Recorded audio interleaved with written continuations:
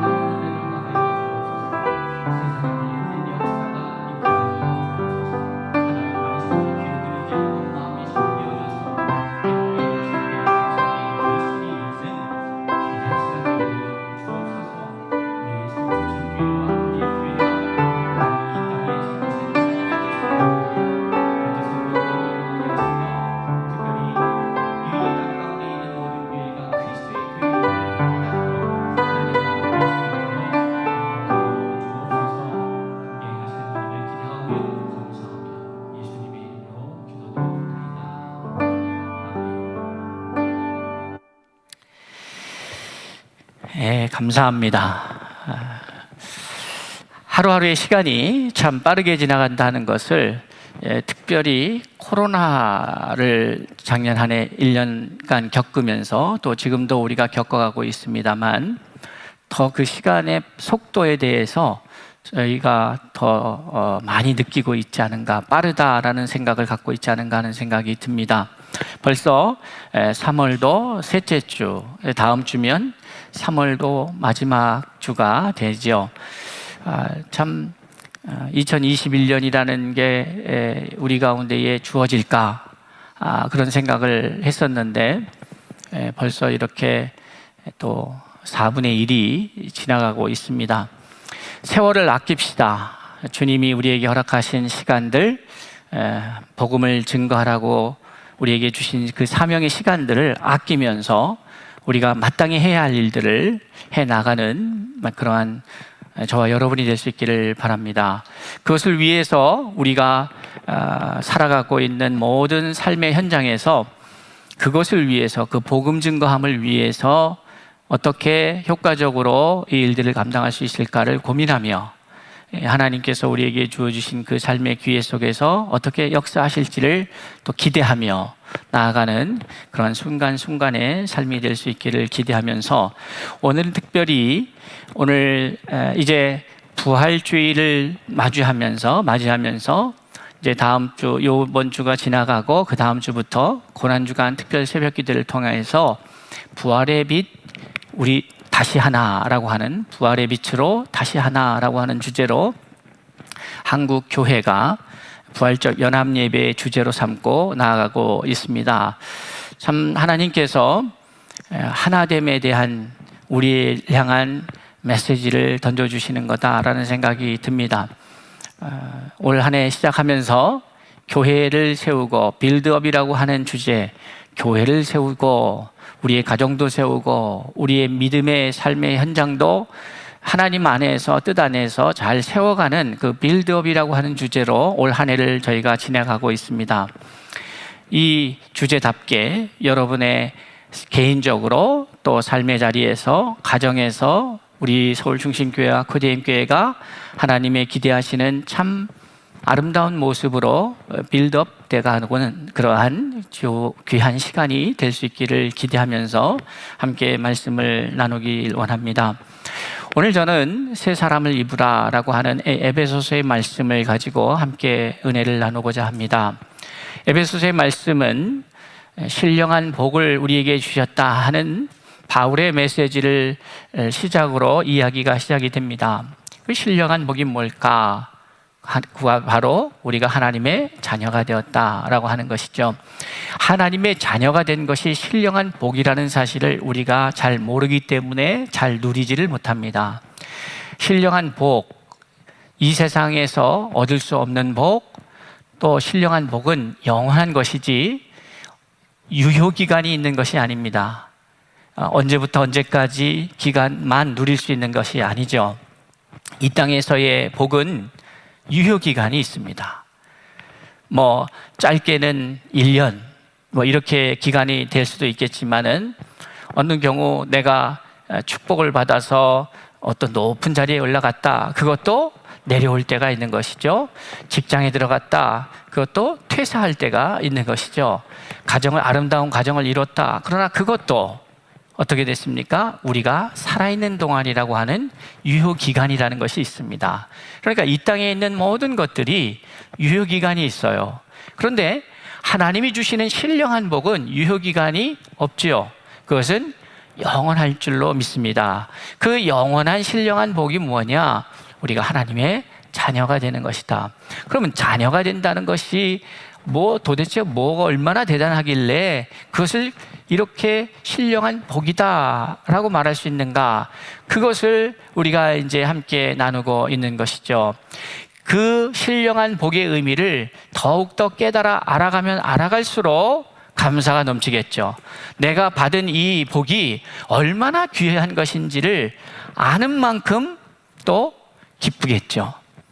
그러니까 주님이 주신 이 선물, 하나님의 선물, 영생이라고 말씀하지 않습니까? 이 하나님의 선물을 얼마나 귀한 것인지 우리가 알아야 되는 것이에요. 하나님의 선물, 하나님의 축복, 하나님의 자녀가 신령한 복이고 하나님의 선물은 우리가 영생이라고 말하고 있는데 이게 다 같은 말입니다. 다른 종류의 복이 아니라 하나님의 자녀는 영생하는 것이죠. 그럼 영생이 뭐냐? 보니까 요한은 하나님을 아는 것이다 그랬어요. 그러니까 하나님을 안다고 하는 것이 단순히 지식적인 알미 아니라 경험한다라고 하는 것인데, 결국 이것을 좀 더 깊이 가져가면 하나님을 안다는 것은 하나님과 하나 된다라고 하는 것이에요. 하나님과 하나 된다.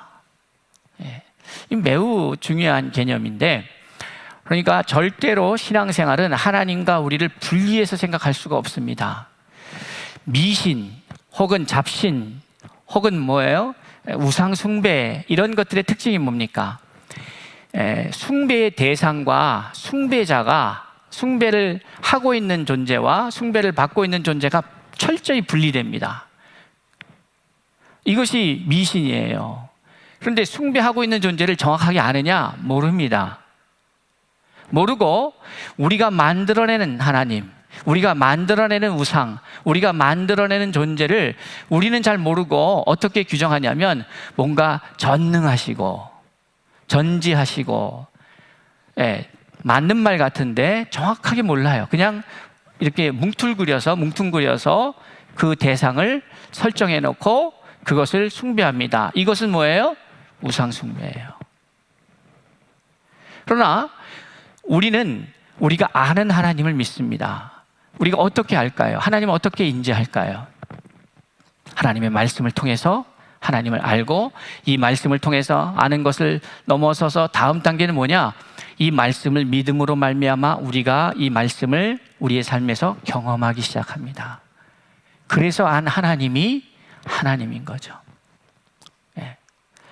황금 송아지상을 만들어 놓고 이것이 우리를 애굽에서 이끌어내는 하나님이다 라고 말하는 것이 우리의 모습입니다. 그러니까 몰라요.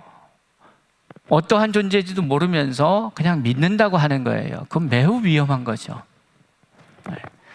그 이야기가 이제 오늘 말씀 중에 나오게 됩니다.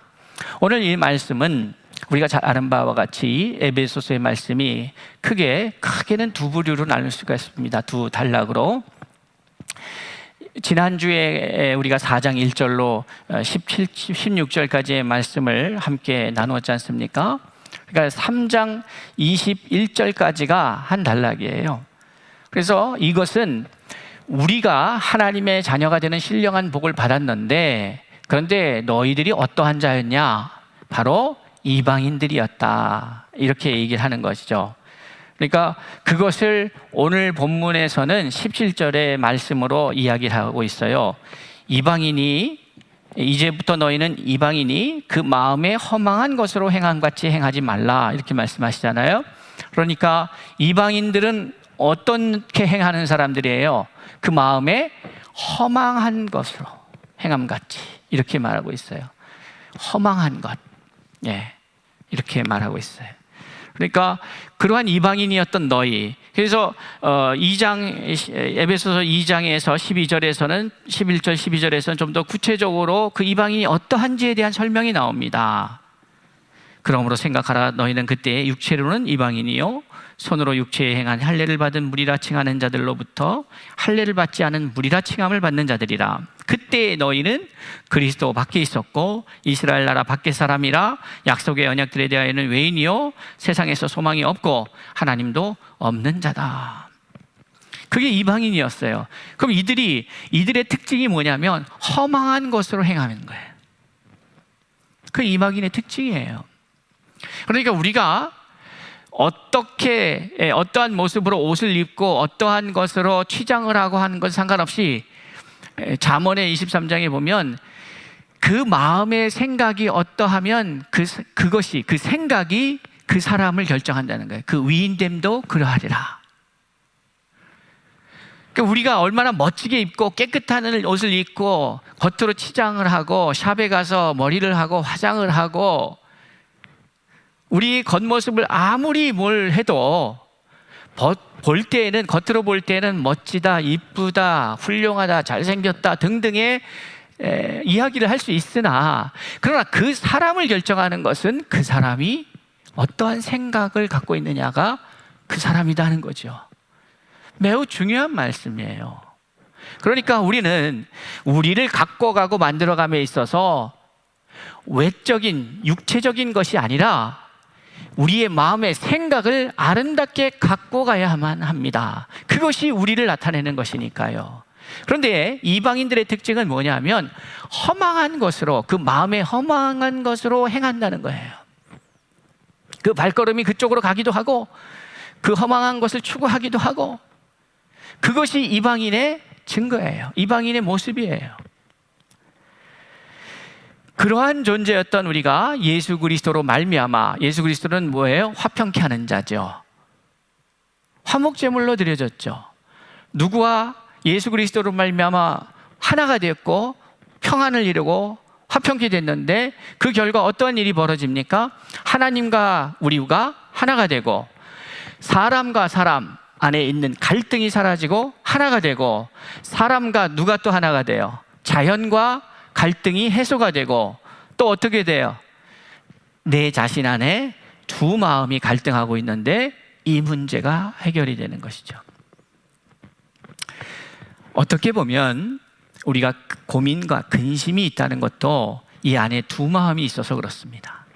하나님의 마음, 말씀으로 가득 채워지면 고민과 근심은 없죠. 그런데 여 안에 뭐가 있어요? 하나님의 뜻을 발견하고 하나님의 뜻대로 행하려는 그 마음이 있는가 하면, 또 하나, 세상에서 얻은 정보와 세상에서 교육된 그것을 가지고 하나님의 생각과 부딪히니까 이 근심과 걱정과 염려가 생기는 것이죠. 그런데 이 모든 것을 하나 되게 하신 것이 누구예요? 예수 그리스도예요.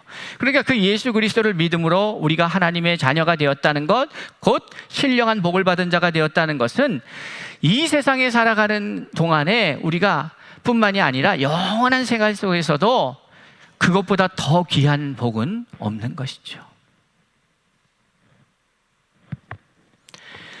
자, 그렇게 이제 하나됨에 대한 이야기를 마무리하면서, 그래서 우리는 기억해야 합니다. 우리가 연합 5개 교회가 연합 특별 새벽 기도회를 고난주간에 드리는 것은 바로 이 하나됨에 대한 이해를 더 깊이 가져가고자 하는 것이죠. 네, 여러분, 하나됨에 천국에 가서 제가 여러분은 또 제가 있는 곳으로 몰려오실 겁니까? 천국에 갔는데 딱 갔더니 다 모르는 목사님들이고 그나마 좀 아는 목사님, 안 그러면은 TV에 많이 나오신 목사님들 반갑다고 갔는데 여러분 모른다고 그럴 수도 있잖아요. 우리가 연예인들 보면 늘 보니까 알아서 반갑게 맞이하지만 그 사람은 여러분을 처음 보잖아요. 그럴까요, 천국이? 여러분은 저한테만 오시겠습니까? 하나님의 나라는 그런 나라가 아니잖아요. 그렇다면 우리가 우리의 마음을 얼만큼 확장하고 열어놓느냐. 그러니까 그리스도 예수를 믿는 그 믿음 안에서 우리가 하나님의 자녀가 되었다면 그것으로 모든 사람에 대해서 열려 있어야 되지 않겠습니까? 예수 그리스도로 인하여서 모든 사람에 대해서 열어놔야죠. 그렇죠? 예수 그리스도를 통하여 우리가 구원함을 얻었기 때문에 예수 그리스도를 믿는 믿음 안에서 우리가 다 열려 있어야 되는 것이에요. 매우 중요한 일이에요. 자, 그래서 하나가 된다. 저희는 예수교대한 성결교회 지교회로서 저희 교회가 지교회예요. 이게 하나의 교회예요. 그런데 예수교대한 성결교회는 어느 교회의 지교회겠어요? 그리스도 교회의 또 지교회예요. 다 하나예요. 그러니까 우리 교회만 아무 문제 없어요, 난 괜찮아요, 우리는 부흥하고 있어요 하는데 함께한 이 땅의 교회들이 어려움을 겪고 있다면 그것은 남의 교회 얘기가 아니라 바로 우리의 아픔인 거예요. 그러니까 그 인식을 우리가 가져야 되는 거죠. 그런데 한국 교회가 많은 부흥을 가져오면서도 아쉬운 부분이 있다면 바로 그 지점이 좀 약해졌다는 거예요. 다시 이 땅의 모든 교회는 나의 교회, 누구의 교회요? 그리스도 예수의 교회, 내 교회를 내가 세울 것이다 하는 이 말씀을 잘 이해할 필요가 있습니다. 어쨌든 우리는 교회에 대한 이야기를 나누면서 에베소서의 말씀을 통해서 지금까지 오고 있는데, 그런데 우리가 이제 가만히 들여다보면 이것이 하나의 주제로 모아져 가고 있음을 발견하게 됩니다. 그것은 바로 오늘의 제목처럼 새 사람 입으라, 새 사람에 대한 이야기죠. 교회에 대한 이야기를 하지만 결국 핵심은 새로운 사람이 되는 겁니다. 새로운 사람이 되어야 그 새로운 사람들이 곧 교회요. 그 교회, 새로운 사람의 개념은 객체화되지 않고 모든 객체가, 모든 세포가 결국 하나의 몸을 이루는 것처럼 그것은 하나다 이거예요. 100조에 가까운 세포가 한 몸을 이루는 것처럼 각자 있는 것 같지만 그것은 하나인 것을 우리가 알아야 되는 것이죠. 오늘 3장까지 그러한 이야기들이 쭉 나오고 이것은 각자가 아니라 하나 된다 이야기를 하죠. 그래서 결국 4장에 들어오면서부터 그 이야기가 이제 완성이 됩니다. 하나님 몸이 하나요 성령도 한 분이시니 이와 같이 너희가 부르심의 한 소망 안에서 부르심을 받았느니라. 주도 한 분이시요 믿음도 하나요 세례도 하나요 하나님도 한 분이시니 곧 만유의 아버지시라. 만유 위에 계시고 만유를 통일하시고 만유 가운데 계시도다. 이 말씀입니다. 그런데 그 하나님과 우리가 하나가 된다. 그러니까 이 세상은 참된 신앙의 의미에서 영적인 의미에서 이 세상은 하나죠. 그 하나됨에 내가 함께하기 위해서 내 자신도 어떻게 돼야 됩니까? 그 하나됨 속으로 들어가야 되는 거예요. 그 하나됨 속으로 들어간다는 의미는 무엇입니까? 바로 내가 없어져야 되는 거예요. 내가 옛사람을 벗어버려야 새 사람을 입어야만 그 하나됨 속으로 들어갈 수 있는 거예요. 하나님은 하나이십니다. 한 분 하나님이세요. 근데 그 한 분 하나님으로 이 우주가 가득 채워 있는데 그게 생명 아니겠습니까? 그 가운데로 우리가 진입한다는 것은 무엇을 통해서만 가능하느냐? 예수 그리스도의 보혈의 능력으로만 가능하다. 근데 그 예수 그리스도의 보혈의 능력을 힘입은 사람은 옛사람을 버리고 새 사람을 입은 사람이다 라는 이야기를 오늘 하시는 거죠. 그런데 오늘 저는 그럼 옛사람이 도대체 실체가 뭐냐 이거예요. 옛사람을 뭔지 알아야 우리가 그것과 싸우지 않겠습니까? 그 얘기를 하는 거예요. 마음에 허망한 것으로 행하다 이렇게 표현하고 있어요. 그 이방인 옛사람입니다. 옛사람. 이게 문자적으로는 당시에 에베소 교인들을 향한 말씀이지만 유태인들, 다시 말해서 이스라엘 백성, 아브라함의 후손들이 아닌 사람들 다 유대인이라고 그때 이방인이라고 말하고 있는 것이지만 저와 여러분도 이방인이죠. 그러니까 예수 그리스도를 믿지 않는 모든 이들이 결국은 이방인입니다. 근데 그 이방인의 특징은 뭐냐면 마음이 허망한 대로 행한다는 거예요. 마음에 허망한 것으로. 근데 이제 이 마음이라는 말을 여러분이 이제 잘 기억하셔야 합니다. 이 마음, 헬라어에는 이 마음을 나타내는 말이 두 말이 있어요. 하나는 누스라고 하는 말이 있어요. 누스. 그 누스는 뭐냐면 뭐 이렇게 복잡하게 말할 수가 있는데 좀 복잡하고 간단하게 말하면 감정이에요. 감정. 이 누스는 감정인 거예요. 그러면 또 다른 말 카르디아, 뭐 카르디아라고도 하고 카르디아라고도 하지만 이 카르디아라고 하는 말은 뭘까요? 이성이겠죠. 이성. 자, 이성과 감정이 있습니다. 그런데 우리의 신앙의 기반이 어디에 있어야 할까요? 이 어디에 우리 마음이 하나님의 말씀으로 가득 채워져야 되는데, 그렇죠? 그때에 어디에 채워져야 합니까? 칼디아에 채워져야 될까요? 누스에 채워져야 될까요? 네? 정답은 둘 다죠. 둘 다인데 이게 좀 순서가 필요해요. 칼디아, 다시 말해서 이성 위에 하나님의 말씀이 자리 잡아야 해요. 이성 위에. 만약에 감성 위에 자리 잡기 시작하면 어떡하냐면 이 감성이라고 하는 것, 감정이라고 하는 것은 하루에도 얼마나 변하세요, 여러분들은? 네? 수도 없이 변하죠. 이 감정이라는 것이 수도 없이 변해요.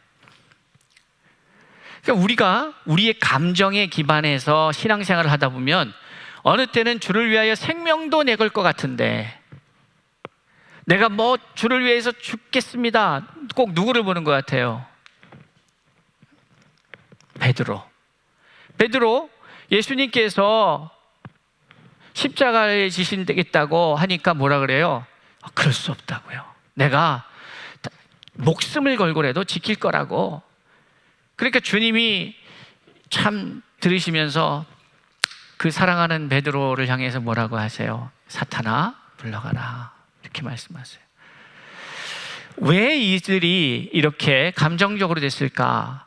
그러니까 사람의 마음에 두 가지 마음이 있는데, 하나님의 말씀을, 그러니까 우리의 신앙의 베이스가 어디에 뿌리를 내려야 되냐면 감정이 아니라 누스가 아니라 카알디아, 이성에 자리 잡아야 되는 거죠. 그렇지 않으면 이랬다 저랬다 하는 거예요. 이랬다 저랬다 해요. 여러분은 어떠세요? 이랬다 저랬다 해본 경험이 있으세요? 있죠. 있습니다. 그런데 그럼 감정이 왜 필요하냐? 이거는 나쁜 거냐? 나쁜 거를 하나님이 왜 만드셨겠어요?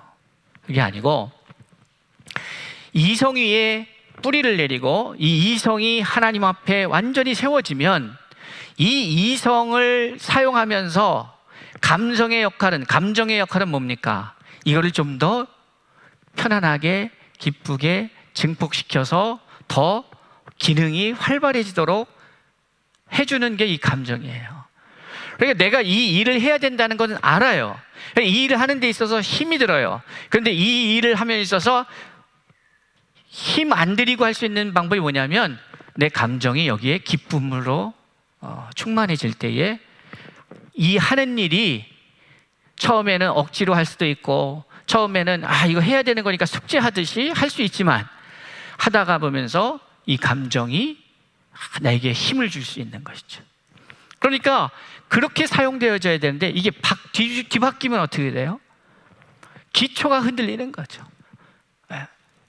막 그냥 주를 위해서 다 드릴 것처럼 하다가 때로는 하나님이 있는 거야 없는 거야 하기도 하고, 하나님이 살아 계시다면 어떻게 나한테 이럴 수가 있어 하다가도, 또 어떤 때 가면은 주님 감사합니다 하고 펑펑 울고, 이거는 종잡을 수가 없는 거지. 우리의 신앙은 이 카알디아라고 하는 마음이 되게 중요한데, 오늘 본문에서 사용한 이 마음의 허망아는 뭐냐면 누스예요. 그러니까 누스라고 하는 것은 감정대로, 육체적으로, 그냥 느끼는 대로, 쾌락적으로, 그냥 교회 섬기는 것도 와서 재밌고, 여기서 뭐 하는 게 재밌고, 교제하는 게 재밌고, 재미의 바탕을 두면 어떻게 돼요? 재미가 없어지는 순간 어떻게 됩니까? 신앙을 잃어버리는 거예요. 사람 만나는 게 재밌고, 앞에서 나와서 뭐 하는 게 재밌고, 찬양팀 하는 게 재밌고, 목회도 어때요? 말씀 전하는 게 재밌고, 사람들 만나는 게 재밌고, 뭔가 일을 만들어 놓고 막 진행되는 것이 재밌고, 그 재미에 기반하면 어떻게 됩니까? 그 재미가 사라지는 순간 다 날아가는 거죠. 다 하기 싫어요. 여러분 가정은 안 그러나요? 재미로요.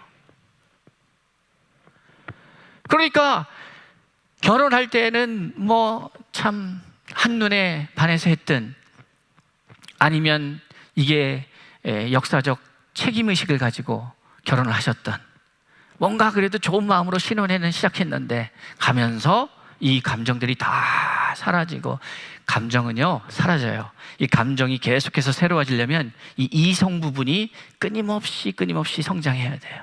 그래야 이 감정이 계속 유지가 되는 거예요. 그러니까 감정을 기반한 어떠한 건물, 어떠한 조직, 어떠한 그 공동체도 어떤 것 같아요? 모래 위에 지은 성과 같은 거죠. 그냥 무너집니다. 그러니 때로는 우리가 지켜야 될 것들을 마음은 상하고 너무 힘들고 해도 지켜야 하기 때문에 지켜나가는 것이지. 지키다 보면 하나님이 그 안에 기쁨도 주시고 새 힘도 주시는 거죠. 마음에 허망한 여러분, 감정대로 행동하면 안 됩니다. 감정대로 살아가면 무너져요.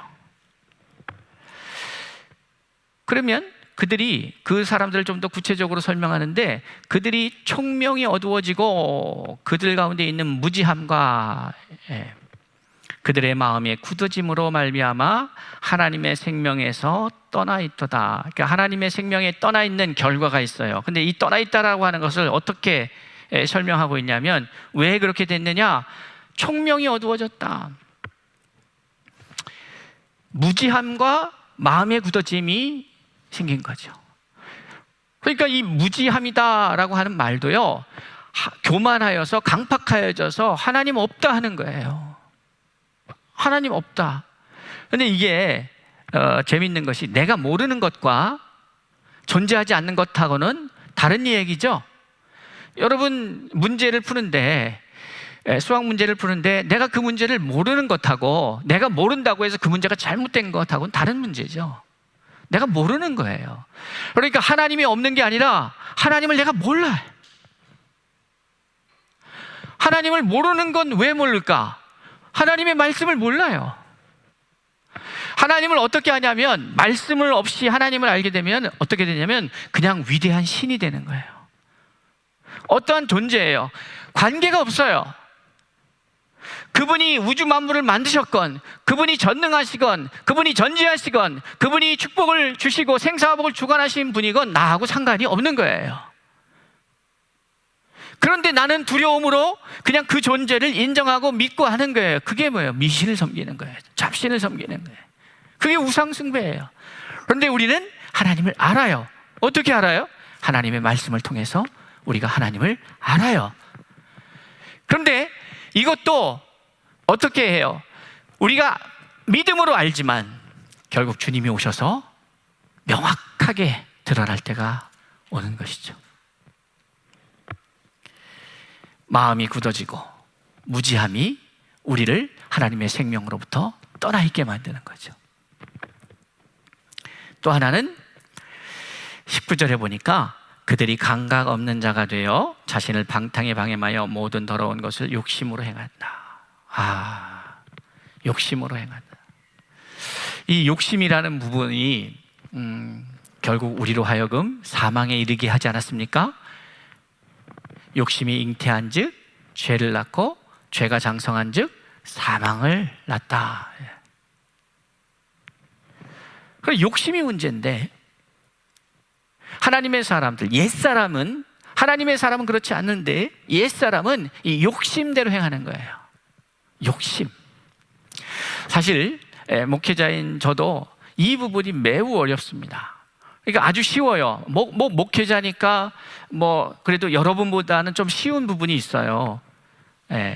삶의 현장에, 유혹의 현장으로부터 조금 떨어져 있을 수 있거나. 그런데 중요한 거는 몸은 떨어져 있지만 생각은 다 그것의 영향을 받을 수 있죠.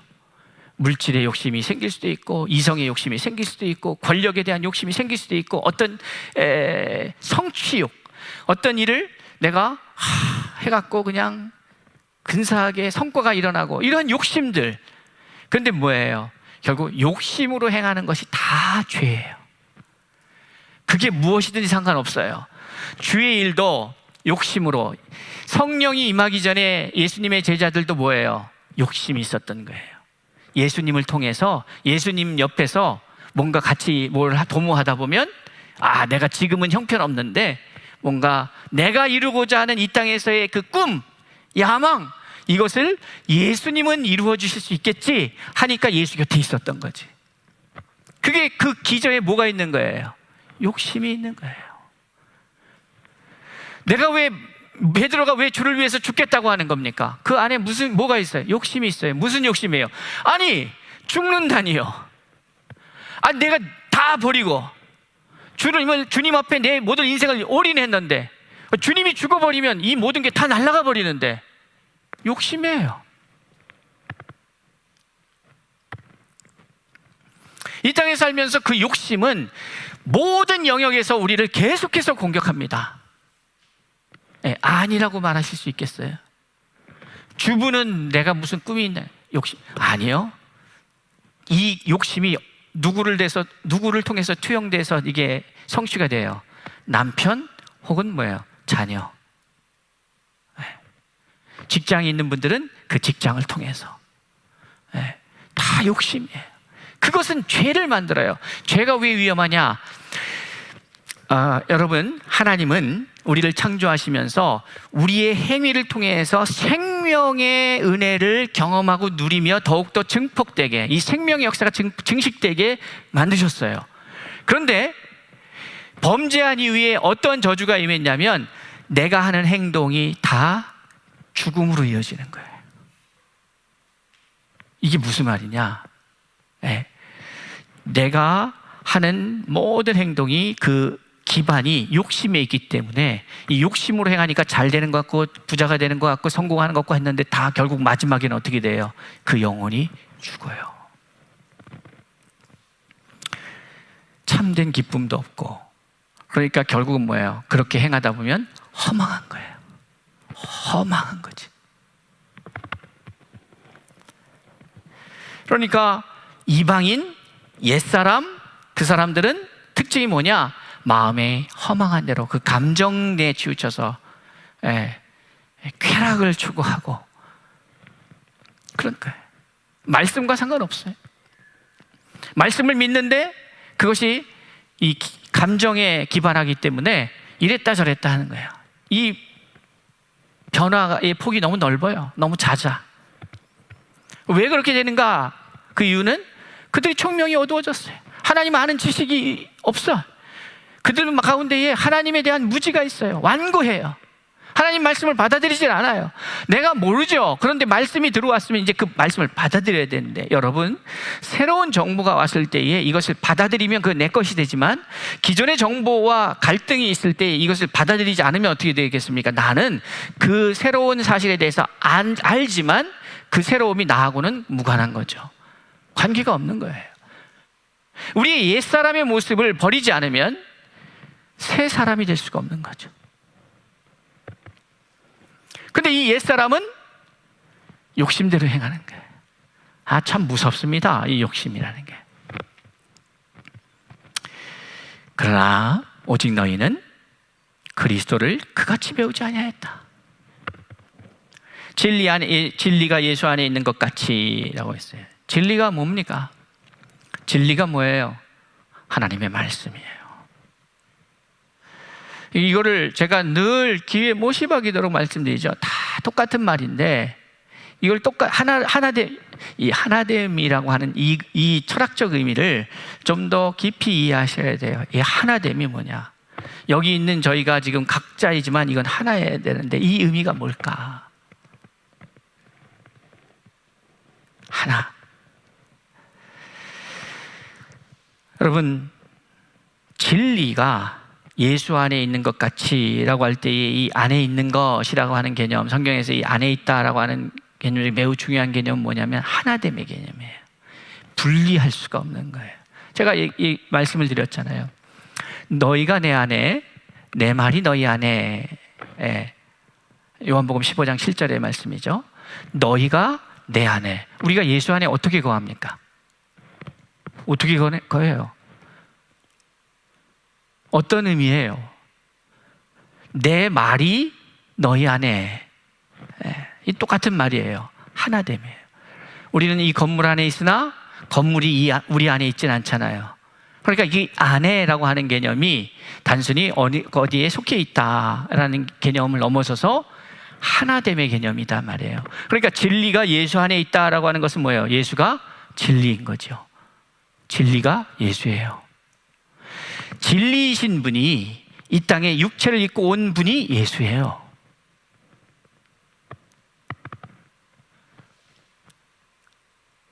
요한이 그렇게 증거하잖아요. 은혜와 진리가 충만하더라. 그럼 진리가 뭐예요? 예수님께서 제자들을 위해서 하나님 앞에 기도할 때에 저들을 거룩하게 하옵소서. 무엇으로? 진리로. 저들을 진리로 거룩하게 하옵소서. 아버지의 말씀은 진리입니다. 아버지의 말씀이 진리예요. 그런데 예수님이 뭐라 그랬어요? 내가 곧 길이요 진리요 라고 말씀하셨어요. 말씀, 진리, 예수, 성령 다 같은 말인데, 그러니 예수 안에 거한다, 진리 안에 거한다 같은 말이에요. 그래야만이 너희가 참으로 그에게서 듣고 또한 그에게서 가르침을 받았을진데 너희는 유혹의 욕심을 따라 썩어져가는 구습을 따르는 옛사람을 벗어버리고 오직 너희의 심령이 새롭게 되어, 이렇게 말하고 있어요. 자, 새롭게 되어지기 위해서는 어떻게 해야 합니까? 욕심으로 가득 찬 내가 죽고 새로운 모습으로 진리로 거듭나야 되는데, 바울은 이 장면을 로마서에서 우리에게 좀 더 자세히 설명하죠. 이 세대를 본받지 말고 오직 마음을 새롭게 하여 라고 해요. 그 말씀이 오늘 말씀 너희의 심령이 새롭게 되어 라는 말과 같은 의미예요. 그래서 마음이 새롭게 한다는 것은 오늘 제가 이야기한 마음에 관한 이야기로 하자면 어떻게 되는 겁니까? 우리의 이성, 칼디아, 이 영적인 의미가 있어요. 우리가 이성을 하면은 되게 물질적 하나님의 그 영적인 것과 대치돼서 이해해요. 일반적으로 그렇지 않습니다. 이성이라고 하는 것은 우리의 마음이 새롭게 된다는 것은 칼디아의 마음과 누스의 마음, 이성과 감정에 모두 새롭게 되어야 되는 거예요. 새롭게 돼. 그러니까 성령 받기 전에 베드로는 어떤 사람이었어요? 감정의 사람이었어요. 확 하고 막 그냥. 여러분 잘 생각하세요. 다른 분들은 뭐라고 말씀하셔도 예수 믿어도 성질은 안 변해? 그거는 복음적인 말은 아니에요. 성질 바뀌어요. 그게 바뀌어야 돼요. 그게 안 바뀌면 누가 힘들어요? 자기가 제일 힘들어요. 바뀌어야 돼요, 여러분. 심령이 새로워진다는 것은 하나만 새로워지는 게 아니라 이성과 감정이 모두 새로워지는 거예요. 새로워져야 되는 거예요. 그래서 하나님을 따라 의와 진리의 거룩함으로 지으심을 받은 새 사람을 입으라, 이렇게 말하는 거예요. 그리고 다음 시간에는 그 새 사람은 그럼 어떻게 살아간다는 건가 하는 이야기가 이제 나오게 되는 것이에요. 기억하십시오. 마음을 새롭게 해야 되는데 왜 그러냐면 그 마음이 허망한 것을 쫓기 때문에, 그 마음이 허망한 것을 쫓기 때문에 그래요. 그게 이방인이에요. 하나님을 알 수도 없고 하나님의 뜻대로 순종하고 살아갈 수도 없는 존재예요. 하나님을 몰라요. 무지해요. 총명이 어두워졌어요. 그래서 마음이 강팍해져서 굳어져 갖고 하나님의 말씀이 떨어져도 열매 맺지 못해요. 뿌리가 내리질 않아요. 강팍한 마음이 있어요. 생명에서 떠나 있단 말이에요. 하나님의 생명에서 떠나 있는 존재가 되었다. 그러니까 하나님의 생명에서 떠나 있다 보니까 모든 여러분의 행위에는 그 출발점이 있을 거 아니에요. 주방으로 가서 음식을 만들어. 그 출발점이 뭐예요? 배가 고프니까 먹기 위해서, 혹은 배는 안 고픈데 음식을 만드는 이유는 뭡니까? 살기 위해서예요. 살기 위해서. 왜 살아야 되는데요? 이 지점이 중요한 거죠. 하나님의 뜻을 이루어가기 위한 삶인가?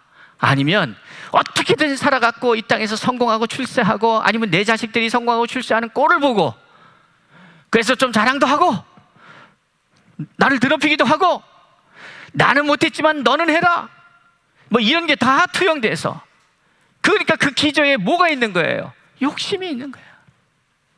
내 행위의 그 기저에 그 욕심이 출발점인 거예요.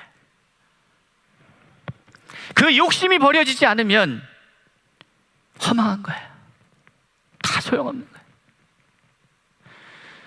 선교도 그 욕심이 무너지지 않으면, 버려지지 않으면 다 허망한 거예요. 그것을 통해서 하나님이 역사하신다고 해도 나한테는 허망한 거다 이 말이에요. 무슨 말인지 이해가 되세요? 아나니아 삽비라가 하나님 앞에 헌금했잖아요. 근데 그 기저에 뭐가 있었던 거예요? 그 헌금의 기저에는 욕심이 있었어요. 바나바가 그 공동체에서 막 박수 받고 하니까 나도 좀 내 이름 좀 드높이려고. 어쨌든 왔잖아요. 그러면은 베드로가 그 교회가 너 왜 거짓말해? 그 돌려줬나요? 난 돌려줬다는 얘기는 없더라고. 거기에 한 번 헌금은 영원한 헌금이지 뭘 또 돌려야 그래. 뭐 이런 건지는 모르겠으나 어쨌든 그런 얘기는 없어요. 근데 죽어서 나갔어요. 그러니까 그 행위, 아나니아 삽비라의 행위 자체는 아무런 의미 없는 행위, 허망한 것이었지만 하나님이 그걸 통해서 일하시는 건 또 다른 관점에서 그것을 가지고 역사하실 수는 있으나 결국 아나니아와 삽비라에게는 그건 허망한 것이 되어버린 거예요. 하나님은 나의 욕심을 갖고 행위를 통해서도 구원받을 백성을 더하시게 하겠지만 그러나 내게는 허망한 것이 되어버린다. 아무 의미가 없어요. 그러니 우리가 코디엠 사역을 한다고 이리 뛰고 저리 뛰고 아무리 해도 거기에 욕심이 들어가면 그건 다 부질없는 짓이 된 거예요. 하나님을 위해서는 부질없는 일이 아니죠. 모든 것이 합력하여 선을 이루시니까 나의 죄를 통해서도 하나님이 역사하실 수 있는 거예요. 그런데 나는 어떻게 되는 거예요? 나는 허망한 거예요. 아무 쓸데없는 거죠. 아니 세상을 얻고도 내 생명을 잃어버리면 그게 무슨 의미가 있겠습니까? 여러분, 이제 우리는 한마디로 이제 이것을 딱 한마디로 정리를 해요. 바울이 감사하게도 22절이에요. 너희는 유혹의 욕심을 따라 썩어져가는 구습, 그것을 따르는 옛사람, 이렇게 말해요. 옛사람을 어떻게 규정하고 있느냐면 구습을 따르는 사람이에요. 구습, 옛것, 자꾸 옛날. 여러분 제발 부탁을 말씀드립니다. 우리는 옛것을 계승하기 위해서 여기에 있는 게 아니에요. 옛것을 지키기 위해서 지금 여기에 있는 게 아니고 그것을 기반으로 해서 새로운 시대를 열어가라고 있는 거예요. 그게 우리의 사명이에요. 옛것을 기념하는 것, 예수님이 그 많은 일을 했지만 오병이어를 기념하라 그런 얘기 하신 적이 없어요. 뭘 기념해야 돼요? 믿음을 기념할 이유가 뭐예요? 그 믿음을 통하여 새로운 시대를 열어가야 되니까. 매우 중요한 거예요. 아니 우리가 여러분 제가 다시 말씀드리죠. 하나님의 나라에 가면은 서울중심교회 따로 모이고 코디엠 교회 따로 모이고 여기 남서울 은혜교회 따로 모이고 다 따로 모입니까? 거기에도 간판이 있을까요? 여러분 어떻게 생각하세요? 없죠, 그런 게. 그러면 이 땅에서 그게 무슨 의미가 있겠어요? 그것은 우리 각 사람에게 주어지신 역할이죠. 지체로서의. 그냥 그 역할을 하면 되는 거예요. 그러나 이것은 하나의 그리스도의 교회로서의 한 몸인 거죠.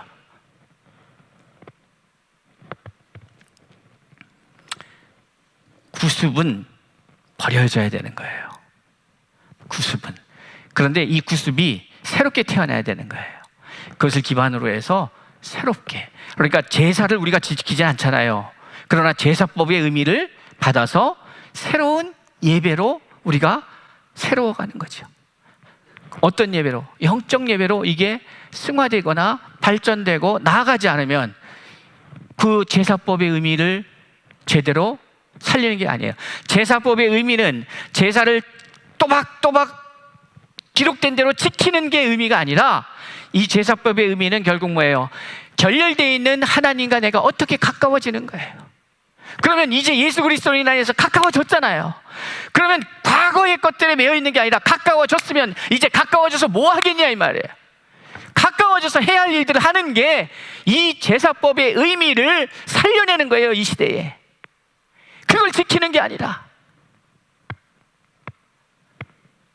주일 예배를 지키는 이유는 이렇게 해서 우리가 예배의 의미를 깨닫는 다음에는 매일 매 순간의 예배로 나가라는 거예요. 여기 와서 그냥 하고 나머지 그냥 하나님 없이 살라는 얘기가 아니라 구습을 버려야 되는데 이 구습이 무엇에 기반하느냐 이 말이에요. 말씀해 보니까 욕심을 따라 이렇게. 그러니까 다 욕심이에요. 우리 교회를 드높이려고 하고 우리 회사를 드높이려고 하고 나 개인의 이름을 이게 어디서부터 흘러나온 거예요? 쭉 가면 바벨탑 사건에 바벨탑을 쌓는 이유는 크게 두 가지였다고 말씀드렸죠. 하나는 뭐예요? 우리가 우리의 이름을 내고예요. 우리가 우리의 이름을 내고. 두 번째는 뭐예요? 흩어짐을 면하자. 이거가 죄의 모습인데, 이것을 더 창세기로 넘어가서 저 처음으로 가면 뭐예요? 아담과 하와가 자기 이름을 내고 싶은 거죠. 하나님과 같게 되고 라고 하는 의미 속에는 뭐예요? 내가 내 이름을 내겠다는 거예요. 욕심이. 자, 그러니 사랑하는 성도 여러분, 우리는 옛사람을 벗어버려야 되는데, 그 옛사람을 벗어버리기 위해서 우리는 구습을 벗어버려야 돼요. 이 구습을 벗어버리기 위해서는 그 안에 욕심에 의해서 이루어진 모든 것들이 다 벗어버려지고, 이제 이게 새로운 시대를 열어가는 생명의 삶이 되기 위해서는 다음 시간에 나오는 거죠. 이제 그러려면 구체적으로 어떻게 살아가는 거냐. 그러면서 다음 시간에 구체적으로 삶의 구체적인 이야기들이 나오는데, 24절에서 그러나 그것을 또 한마디로 정리해 주죠. 새 사람을 입어라, 이거예요. 그 새 사람이에요. 그러니까 새 사람, 저와 여러분은 새 사람이 되었다면 이제 25절 이후의 삶이 우리의 삶이 되어야 되는 거죠. 그런데 그 새 사람을 어떻게 정의하고 있냐면, 심령이 새롭게 되어서 하나님을 따라 의와 진리의 거룩함으로 지으심을 받은 거예요. 의와 진리가 뭡니까? 하나님의 말씀이죠. 이제 다음 시간에 나오는 그 말씀에 의해서 여러분 새로 지으셔야 해요. 이제 어제까지 오늘까지 다 그것을 뒤로하고, 이제 다음 시간부터 나오는 이 말씀, 꼭 그러니까 다음 시간까지 이제 일주일 남았으니까 그냥 즐겨보자 이렇게 생각하지 마시고, 오늘부터 가셔서 이 말씀을 다시 25절 말씀부터 쭉 읽으면서 우리가 입어야 될 새 사람의 새 옷은 구체적으로 어떤 거냐, 그것을 공부하시고 다음 주에 오셔서 함께 또 이 말씀을 나누는 시간을 갖도록 하겠습니다. 기도하겠습니다.